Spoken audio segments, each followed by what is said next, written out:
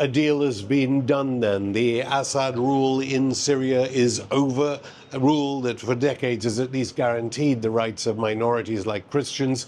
Certainly there'll be no guarantees for Christians this Christmas in Syria, despite all the huge amounts of celebration in media newsrooms in NATO countries. After all, Ukraine was helping the fight along with Al-Qaeda.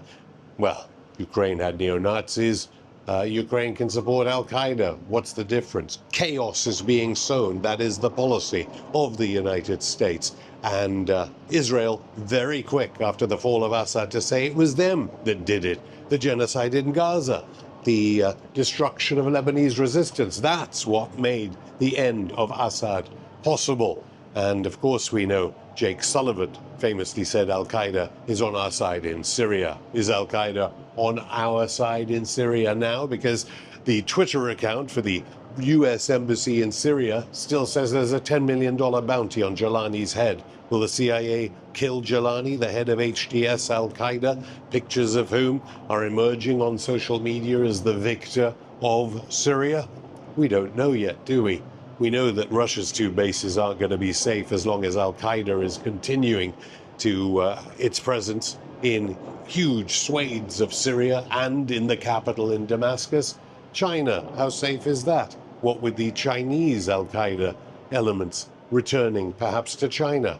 We know the blowback usually occurs mainly, though, into Western Europe and the United States. So, ahead of a Trump administration, this will sow more chaos, as perhaps there will be more terror in NATO countries now. We have to assume that there will be a renewed real resistance, real rebels to any CIA, MI6, Mossad operation in Damascus. It was quick. It was much quicker than many believed, but then a deal was done. What happens now when CIA-backed Kurdish elements attack Turkey from the north? There's a lot of weaponry there. No one seems to ask in NATO propaganda media, so keen to give soft power interviews, soft interviews to Jolani on Warner Brothers CNN the other day. No one thinks to ask what they have created. What was created when these same media organizations were applauding the Mujahideen in Afghanistan? What happened there? We know what happened.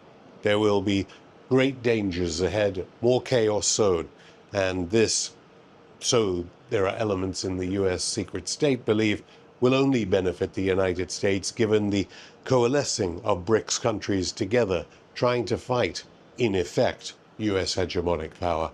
So we'll have to now see in the days ahead what atrocities precisely are going to be committed.